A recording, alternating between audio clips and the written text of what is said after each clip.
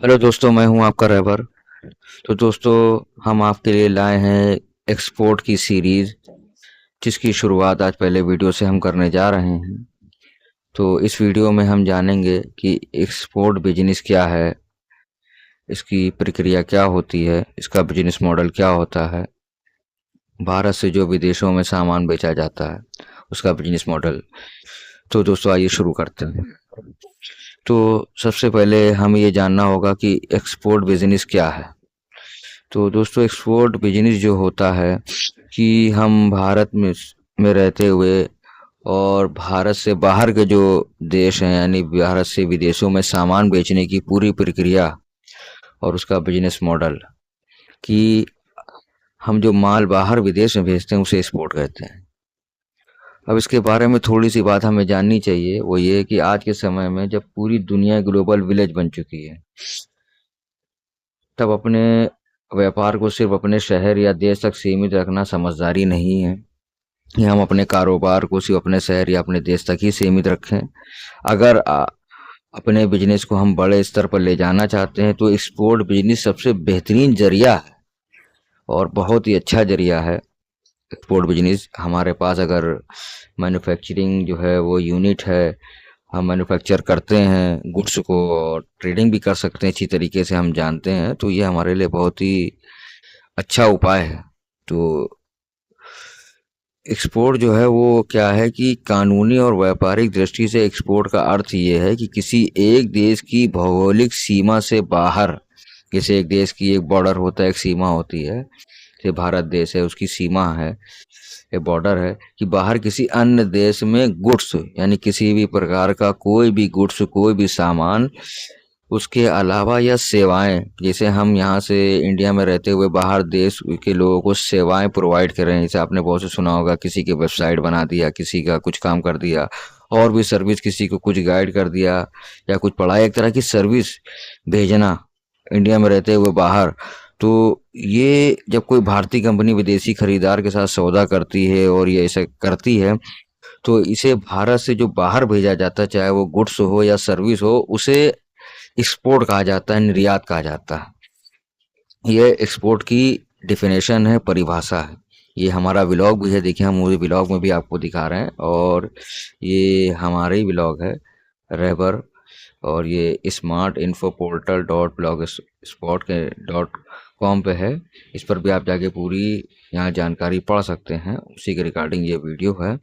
अब हम इसमें बताते हैं कि एक्सपोर्ट में सिर्फ सामान का जाना ही काफ़ी नहीं है, बल्कि उस सामान के बदले जो फॉरेन एक्सचेंज होता है, जो विदेशी करेंसी आती है, जो बाहर की करेंसी हमारे इंडिया में आती है, वो भारत में जो आना है, वो भी इस प्रक्रिया का, एक्सपोर्ट का एक अनिवार्य हिस्सा है।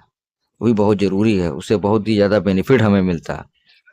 और एक्सपोर्ट कितने तरह से होता है, कितने प्रकार का होता है, तो एक्सपोर्ट को बेहतर समझने के लिए आपको देखिए ये दो श्रेणी हमने बनाई हुई हैं अपने ब्लॉग पर। तो इसमें देखिए कि सबसे पहले एक है मर्चेंट एक्सपोर्टर। ये हमें समझना होगा, मर्चेंट एक्सपोर्टर क्या होता है। ये वो व्यक्ति होता है जो खुद सामान नहीं बनाता, वो मैन्युफैक्चरर से सामान खरीदता है। मिसाल के तौर पर आप जो है वो एक्सपोर्ट करना चाहते हैं, लेकिन आपके पास कोई गुड्स नहीं है, आप मैन्युफैक्चर तो होंगे नहीं, लेकिन आप ये जानते हैं कि जहाँ पे ये गुड्स बनता है, ये चीज़ मुझे आसानी से मिल सकती है फैक्ट्री से, फैक्ट्री प्राइस पर, और फैक्ट्री में जाके आप बात कर सकते हैं और वहाँ से एक अच्छे प्राइस पर वहाँ से खरीद सकते हैं। तो उसे जो है वो मर्चेंट एक्सपोर्टर कहा जाता है, कि वो आप जो खरीद कर उसे बाहर, इंडिया से बाहर जिस देश चाहें उसको, जहाँ भी डिमांड हो उसको एक्सपोर्ट कर रहे हैं, तो वो एज अ मर्चेंट एक्सपोर्टर माना जाएगा उसे। दूसरा है मैन्युफैक्चरर एक्सपोर्टर। जब कोई अपनी फैक्ट्री में सामान बनाता है, जैसे मैंने बताया कि आप अपनी फैक्ट्री में सामान बना रहे हैं और कुछ भी सामान बना रहे हैं, रॉ मटेरियल कहीं से भी उस सामान को बनाने के लिए खरीदते हैं, लेकिन उसको तैयार आप अपनी फैक्ट्री में कर रहे हैं, और उसके बाद उसको आप विदेशों में भेज रहे हैं, तो ये मैन्युफैक्चरर एक्सपोर्टर कहलाएगा। और ये भी एक इसका अलग बेनिफिट भी है, इसका एक अलग नफ़ा है कि बहुत से जो बायर हैं वो सीधा मैन्युफैक्चरर से ही जोड़ना पसंद करते हैं, या अगर वो किसी एजेंट को भी वो बोलते हैं, हायर करते हैं कि हमें जो है सप्लायर दो, तो वो ज़्यादातर यही बोलते हैं कि मैन्युफैक्चरर ही सप्लायर देना हमें, क्योंकि उनको पता है कि प्राइस जो हमें बेटर मिलेगा और जो चीज़ हम चाहते हैं वो हमें मिल जाएगी बनकर। इसमें यह है कि ये तो आपको बात समझ में आ गई कि मर्चेंट एक्सपोर्टर और मैन्युफैक्चरर एक्सपोर्टर, और जो कुछ भी आपको ना समझ में आ रही हो वो कमेंट बॉक्स में आप कमेंट करें, आपको बता दिया जाएगा। ये हमारा ब्लॉग है, यहाँ पर भी पढ़ सकते हैं, हमसे कांटेक्ट कर सकते हैं। अब इसके लिए ज़रूरी दस्तावेज क्या है जो एक बिजनेस शुरू करने के लिए इंडिया में हमें चाहिए होता है, कोई बिजनेस। तो सबसे पहले तो होता है कि देखिए इंडिया में हम हैं, हमारे लिए क्या ज़रूरी है। अभी हम जो है डॉक्यूमेंटेशन, एक्सपोर्ट के डॉक्यूमेंटेशन की बात नहीं कर रहे हैं, बल्कि एक हम इंडिया में बिजनेस शुरू करना चाहें तो उसके लिए क्या है, उसके लिए सबसे पहले जो है हमारे पास एक, अगर हम इंडिविजुअल यानी प्रोपराइटर फर्म या प्रोपराइटरशिप फर्म, पार्टनरशिप फर्म कुछ भी चाहिए होगा, तो हमें तो वो बेसिक डॉक्यूमेंट क्या है हमारे पास, वो होना चाहिए। उसके लिए तो क्या है कि सबसे पहले से आधार कार्ड तो हमारे पास सभी के पास है। दूसरा है पैन कार्ड होना जरूरी है। अगर आप प्रोपराइटर फर्म बना रहे हैं तो वो पैन कार्ड चाहिए। अगर पार्टनरशिप फर्म या कोई और बिजनेस नाम ले रहे हैं किसी और के साथ, पार्टनरशिप प्राइवेट लिमिटेड, तो वो पैन कार्ड एक अलग होता है, उसके लिए आपको पैन कार्ड बनवाना होगा। प्रोपराइटर में तो आपका अपना ही पैन कार्ड यूज़ होता है वो। दूसरा हो गया जीएसटी रजिस्ट्रेशन आपको करवाना पड़ेगा। ये बिजनेस के लिए जीएसटी जरूरी है, जो भी आप जीएसटी लेना चाहे वो जीएसटी जरूरी है, जीएसटी आपको करवाना ही पड़ेगा रजिस्ट्रेशन, उसके इसके बगैर काम नहीं हो सकता। तो वो जीएसटी रजिस्ट्रेशन आपको जो है वो करवाना जरूरी होता है। अब उसके बाद जो है एक ये देखिए, तो आप अपने वेबसाइट देखी होगी जीएसटी की जो होता है। और उसके बाद जो एक होता है वो होता है करंट बैंक अकाउंट। किसी भी बैंक में आप जो है वो खुलवा सकते हैं, उसमें कोई प्रॉब्लम नहीं है। आपको करंट एक बैंक अकाउंट चाहिए रहता है जरूरी बिजनेस के लिए, तो वो आप किसी भी जो है उसमें बैंक में आप खुलवा सकते हैं जो आपको बेटर लगे। हाँ, ये तो एक बिजनेस इंडिया में रहता है, लेकिन हाँ एक ध्यान देने वाली बात इसमें ये है, इसको समझिएगा कि अगर आप एक्सपोर्ट के पर्पज से ही खुलवा रहे हैं या पहले से आपका अकाउंट है वो तो आपके पास होगा, लेकिन अगर आप एक्सपोर्ट के पर्पज से ही ये खुलवाना चाहते हैं अकाउंट, तो जिसमें पैन कार्ड आपको बता दिया, जीएसटी बता दिया और बैंक अकाउंट का आप जो आता है, तो उसमें ये होगा कि सबसे पहले इसमें और भी आगे चीज़ें की ज़रूरत पड़ती है, जिसमें हमें चाहिए होता है AD code, authorisation dealer code जो बैंक हमें प्रोवाइड करता है, जिस जो पोर्ट पर रजिस्ट्रेशन होता है। और फिर बीआरसी बैंक रियलाइजेशन सर्टिफिकेट, जब पेमेंट आ जाती है तो बैंक में डॉक्यूमेंट सबमिट करने होते हैं, ये बात ध्यान से सुनिएगा, सबमिट करने होते हैं, तो फिर हमें बीआरसी इशू करता है बैंक, और उसे हम वो पेमेंट पूरा क्लियर हो जाता है कि हाँ यहाँ से ये एक्सपोर्ट पूरा हो गया, इसका पेमेंट रिसीव हो चुका है। उसके भी बैंक जो है कुछ चार्जेस वगैरह वो कट करता है। तो ये भी आपको देखना है कि कौन से बैंक में आपको ये चार्जेस कम लगे। तो अगर आप एक्सपोर्ट में जा रहे हैं और न्यू न्यू है तो ये जरूर बैंक चूज करें कि कौन से बैंक में चार्जेस कम होते हैं। किसी किसी बैंक में होगा कि 10,000 मिनिमम बैलेंस, 25,000 यानी 25,000 या 50,000, तो उस पर कम बीआरसी के चार्जेस लगते हैं, ये भी आपको देखना पड़ेगा। ये आप जब बैंक जाएंगे बता देगा। तो अगर आप न्यू हैं तो आपको ये पैन कार्ड हो गया, आपको जीएसटी हो गया, करंट बैंक अकाउंट हो गया, जो आप ही के पैन कार्ड पर प्रोपराइटर है तो खुल जाएगा। अब हो गया ये IEC code, export import code, ये होता है एक्सपोर्ट इंपोर्ट कोड। ये कैसे मिलता है, यानी अगर आपको एक्सपोर्ट करना है या कोई भी चीज़ इंपोर्ट कर रहे हैं तो ये बिल्कुल जो है वो कंपलसरी है, ये आपको लेना ही लेना है। ये डीजीएफटी की वेबसाइट पर आप खुद ही अप्लाई कर सकते हैं, या सर्विस, इसकी जो सर्विस प्रोवाइडर होते हैं जो कैफ़े वगैरह से आप इसको अप्लाई करवा सकते हैं। बेहतर यही है कि आप अगर हमारे ज़रिए से करवाना चाहें तो हमें कमेंट कर सकते हैं, तो आपको पूरी डिटेल भेज दी जाएगी कि क्या क्या लगेगा, और जो फीस होगी बता दी जाएगी। या तो आप जो है चाहे आप अपने एरिया में हो, बेहतर जैसा बेहतर आप समझे वहाँ से आप इसको अप्लाई करवाएं। लेकिन अगर आप न्यू हैं तो खुद से ना करें, आप किसी थ्रू दूसरे के थ्रू अप्लाई कराएं। इसमें मैं बता देता हूँ क्या क्या चीज़ की ज़रूरत होगी आपको। आधार वगैरह, pan card, current bank account, और उसकी कैंसिल चेकबुक लगेगी, जीएसटी लगेगा एड्रेस प्रूफ में, और किसी की कहीं कहीं पर जो है वो डीएससी, डिजिटल सिग्निफी, डिजिटल साइन जो है वो होती है, डीएससी जो बनती है वो भी आपको बनवा के रखनी होगी, कहीं कहीं पर यूज़ हो जाती है तो वो भी आपको बनवा के रखना होगा। तो ये हो गया।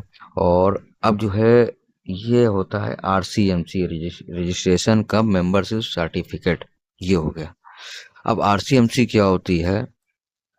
RCMC जो होती है वो ये होती है कि आप जिस फील्ड में भी एक्सपोर्ट करना चाहते हैं, फॉर एग्जांपल जो है वो आप जो है एक्सपोर्ट कर रहे हैं, जो ये देखिए, एग्रीकल्चर में तो आपको अपेडा का RCMC चाहिए होगा, ये कंपलसरी है। एक्सपोर्ट कर रहे हैं तो आपको अपेडा का RCMC चाहिए होगा, और फसाई का सेंट्रल लेवल का लाइसेंस चाहिए होगा। जो फसाई होता है उसका सेंट्रल लेवल का लाइसेंस चाहिए। उसके बगैर वो नहीं होता है, वो जरूरी होता है। ये गवर्नमेंट के जो रूल हैं, ये फसाई का सेंट्रल लेवल का लाइसेंस, ये आपको चाहिए। और बाकी जो आप किसी और भी जो है उसमें काम करते हैं किसी अन्य प्रोडक्ट में, तो वो आपको आपके उसके हिसाब से पता चल जाएगा कि आपको क्या क्या चाहिए। इसी कोई प्रॉब्लम नहीं है, तो उसमें कोई प्रॉब्लम नहीं। तो एक तो ये चाहिए होगा आपको, और बाकी जो है वो एक्सपोर्ट होता किस तरह से, जैसे मैंने बता दिया आपको, ये चाहिए होगा। ये आपका काम हो गया कि बायर जो है वो एक्सपो एक शिपमेंट की, हम मैं एक हाईलाइट की तरह से आपको बता देता हूँ, बाकी आगे इस पर हम वीडियो बनाएंगे एक समझने की बात के लिए कि एक शिपमेंट कैसे पूरी होती है। इसके 5 चरणों में मैंने आपको एक ब्लॉग पे समझाया, आगे हम वीडियो बना देंगे। कि इंक्वायरी और कोटेशन, विदेशी खरीदार आपसे रेट पूछता है, आप उसे प्रोफार्मा इनवाइस भेजते हैं, जैसे इंडिया में भी भेजते हैं लोग, ये प्रोडक्ट इतने का पड़ेगा, जिसमें सामान की कीमत और भेजने का तरीका लिखा होता है, किस तरह से भेजेंगे। स्टेप 2 में परचेज ऑर्डर और पेमेंट का, खरीदार ऑर्डर कंफर्म करता है, भुगतान के लिए या तो एडवांस पैसा आता है या लेटर ऑफ क्रेडिट का इस्तेमाल होता है। इसके लिए भी हम वीडियो बाद में बनाएंगे, किस तरह से हमें जो है ये कैसे क्या करना है कि इसमें हमारा पैसा निकल आए, फंसे ना। इसमें बहुत से लोग गलती कर देते हैं, पैसा फंस जाता है। पैकेजिंग और डिलीवरी, इंटरनेशनल स्टैंडर्ड के हिसाब से सामान की पैकिंग की जाती है, ताकि रास्ते में कोई नुकसान ना हो, कोई परेशानी ना हो। जिस तरह बायर बताता है उस तरह जो है वो करी जाती है। और स्टेप 4 होता है कस्टम क्लियर, सामान पोर्ट बंदरगाह पर पहुंचता है। एक पोर्ट हमारे इंडिया से बाहर जाने पर होता है सीमा शुल्क, वहां पर कस्टम क्लियर होता है। फिर एक वहां जहां माल भेज रहे हैं वहां भी अब उनके देश का जो कस्टम पोर्ट होगा, वहां पेपर्स की जांच होती है। और लेट एक्सपोर्ट ऑर्डर ये जारी कर किया जाता है, और वो वहाँ से जो है गुड्स वो बायर बताता है FOB CIF कि आपको ही पूरा कंटेनर उसके पोर्ट तक पहुँचाना है, या बायर है आपके पोर्ट से कंटेनर को पिकअप करवा लेगा। वो खुद वो पूरा CHA हैंड ओवर करता है। कस्टम एजेंट जो होते हैं वो देख लेते हैं, वो वीडियो हम बाद में देखेंगे। एक्सपोर्ट में मुनाफा और सरकारी लाभ, एक्सपोर्ट बिजनेस सिर्फ ये जो है सेल तक सीमित नहीं, सरकार आपको कई तरह के फायदे इसमें देती है। पहला जो है वो ड्यूटी ड्रॉबैक के रूप में जो आपको फ़ायदा मिलेगा, सामान बनाने में इस्तेमाल हुए रॉ मटेरियल पर चुकाई गई ड्यूटी वापस मिल जाती। ड्यूटी ड्रॉबैक हर ब्रांड हर प्रोडक्ट पे अलग अलग ड्यूटी ड्रॉबैक है। RODTP होता है, और वो विभिन्न करोड़ टैक्सेस की भरपाई की जाती है, उसमें गवर्नमेंट आपको बेनिफिट देती है। इंटरेस्ट इक्वलाइजेशन, MSME एक्सपोर्टर्स को बैंक लोन के ब्याज में भारी छूट मिल जाती है, कि कोई बैंक से लोन लेता है और बिजनेस करना चाहता है तो MSME के माध्यम से उसको ब्याज में अच्छी छूट मिलती है। तो एक्सपोर्ट बिजनेस धैर्य और अनुशासन का खेल है दोस्तों। यदि आप सही डॉक्यूमेंट और क्वालिटी के साथ आगे बढ़ते हैं तो सीमाएं आपके लिए कोई बाधा नहीं है, नहीं बनेंगी। ये बिजनेस न केवल आपको अमीर बनाता है, बल्कि भारतीय उत्पादों को वैश्विक पहचान दिलाने में भी मदद करेगा। तो हम आपके लिए ऐसी वीडियो लाते रहेंगे। चैनल को लाइक और सब्सक्राइब करना ना भूलें, और ऐसे ही वीडियो के लिए हमारे साथ बने रहिएगा। चैनल को लाइक और सब्सक्राइब कर लीजिए। फिर हम दूसरी वीडियो जो है इसके लिए लाएंगे कि स्पोर्ट के लिए सही प्रोडक्ट का चुनाव हम कैसे करें। तो मिलते हैं नेक्स्ट वीडियो में।